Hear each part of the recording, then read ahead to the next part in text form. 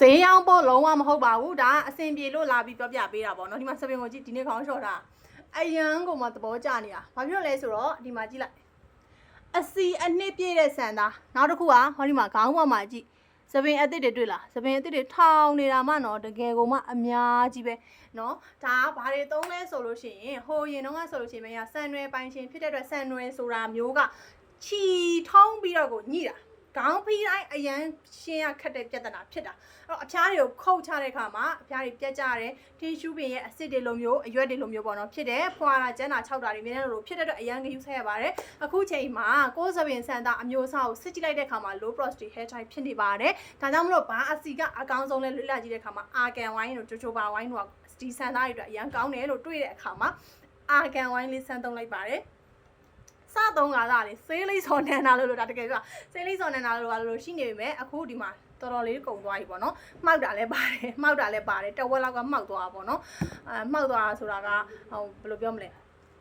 ဘူးအောက်ကြတဲ့ချိန်မှာတက်နေမိတာပွင့်ထွက်သွားတာအဲ့လိုမျိုးပေါ့နော်ဒါလေးကို3လလောက်သုံးတဲ့အခါမှာဆန်သားလေးကဝိတ်ပါပြီးတော့အဖျားနှစ်ခွဖွာတာကျန်းတာ6တာကြီးတော်တော်လေးသိတာသွားပါတယ်ပြီးတော့ဒါလေးကိုရေစုံတဲ့အချိန်မှာလိမ့်တာပိုကောင်းပါတယ်ပြီးတော့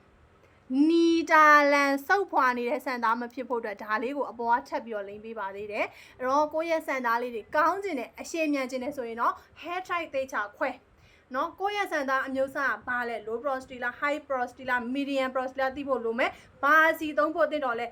မလျှော်ခင်မှာဘာနှက်တင်လဲလျှော်ပြီးရင်ဘာနှက်တင်လဲဟုတ်ပါဘူးလျှော်ပြီးရင်ဘယ်စီလိမ့်ပေးတင်လဲဆိုတာသိချခွဲပါအမေကတော့ကိုယ်ဆန်သားမျိုးစားတိသွားပြီဖြစ်တဲ့အတွက်ကြောင့်မို့လို့အုံးစီကိုရှောင်လိုက်ပါတယ်သို့တော့အုံးစီပဲဒါပေမဲ့ဗီတာမင်ဓာတ်အပြည့်ပါပြီးတော့အေးနီးနဲ့ပေါင်းခံထားတဲ့အစီကိုသုံးပါတယ်အေးနီးနော်ဗီတာမင်ဓာတ်အပြည့်ပါဒီမှာစပင်းနဲ့ထောင်းနေတွေ့လားအများကြီးပဲတော့မင်းကလေကလေးမွေးပြီးအရန်ကျွတ်တာဒါပြန်ပေါက်တာအများကြီးပေါက်တာဟောဒီအုံးပြိုစီလေးအုံးစီမှာဒီလိုအဖြူအောင်မြင်ဘူးလားဒါအုံးပြိုစီလို့ခေါ်ပါတယ်လုံးဝအေးနီးနဲ့ပေါင်းကန်ထွက်လိုက်ဗီတာမင်အပြည့်ပါတယ်ဒီအမုန်းတိုလေးနဲ့တွဲသုံးလိုက်တဲ့ခါမှာတကယ်ကိုမှကျွတ်သက်တာပြီးတော့စပင်းအုံးထူလာတယ်အရင်ကထပ်ပို့ထူလာတာဒီမှာကြည့်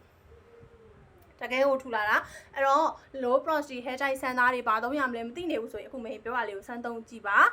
3လလောက်ဆိုရင်တော့တကယ်ကိုမှရလက်ကသိတာပါတယ်ဒါစရောက်ဖို့မဟုတ်ဘူး review ဖို့ပါရှင်တကယ်ကိုမှသိတာလို့မို့နော်ဒါပေမဲ့